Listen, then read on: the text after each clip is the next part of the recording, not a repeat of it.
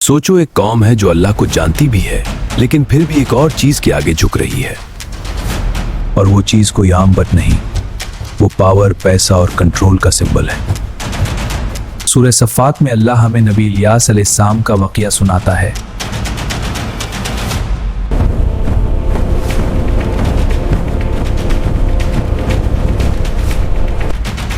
और नबी इलियास अलैहिस्सलाम ने बस एक सवाल किया, ऐसा सवाल जो आज भी दिल को हिला देता है। क्या तुम बाल को पुकारते हो और सबसे बेहतरीन पैदा करने वाले को छोड़ देते हो, यानी अल्लाह को?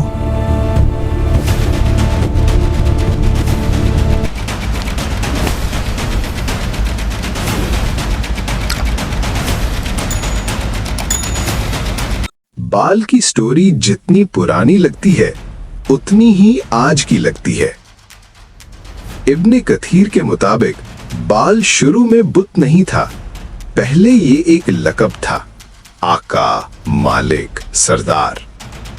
पुरानी ज़बानों में ये लफ्ज़ सिर्फ मालिक के लिए इस्तेमाल होता था, फिर लोगों ने इसे माबूद बना लिया।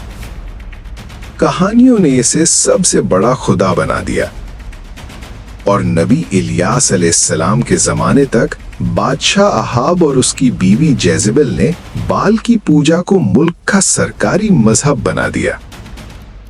उनके पास बाल के 450 रहनुमा थे जो हुकूमत से तनख्वाह लेते थे और बादशाह के दस्तरख्वान पर खाना खाते थे।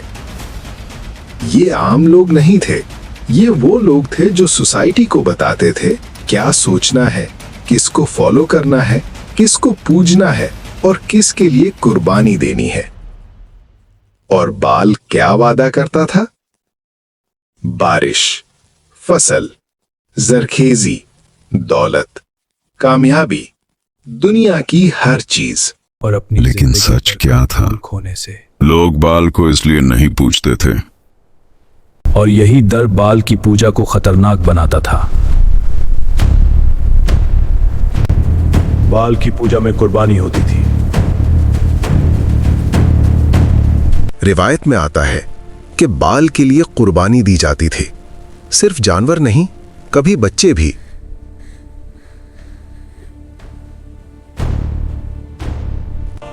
ढोल बजाए जाते थे ताकि चीखें ना सुनी जाए, और धीरे धीरे जुल्म रिवाज बन गया। फिर अल्लाह ने भेजा नबी इलियास अलैहिस्सलाम। हमें नबी इलियास अलैहिस्सलाम का वाक़या सुनाता है। क्या तुम बाल को पुकारते हो और सबसे बेहतरीन पैदा करने वाले को छोड़ देते हो? पहले ये एक लक़ाब था, आका, मालिक, सरदार। जब बनी इसराइल अपने अंबिया की हिदायत के बावजूद बार बार दुनिया की चमक और नफ्स की ख्वाहिशों में फिसल जाते थे, उनके पास तौहीद का इल्म भी था, हिदायत भी थी, लेकिन जब दिल कमजोर हो जाए तो इंसान हक को भी अपने फायदे के हिसाब से बदल लेता है। इसी दौर में जब बनी इसराइल के कुछ कबीले फलस्तीन से निकलकर शाम और सीरिया के इलाकों में फैल गए तो उनकी जिंदगी का रंग बदलने लगा। नए इलाके, नए लोग, नए रस्म और रिवाज, और सबसे खतरनाक चीज पर परस्त कौमों का असर यहीं से बाल का फितना शुरू हुआ। बाल असल में एक आम लफ्ज था जो सेमिटिक और इब्रानी जबानों में मालिक, आका, सरदार, रब के मानी में आता था। अरब में भी ये लफ्ज कभी शौहर के लिए यूज होता था, लेकिन जब कोई कौम अल्लाह को छोड़कर किसी और से रिज्क, बारिश और ताकत की उम्मीद बांधने लगे तो एक लफ्ज जो सिर्फ मालिक का मतलब रखता था धीरे धीरे खुदा बन जाता है। बाल भी इसी तरह नाम से ज्यादा एक सोच बन गया।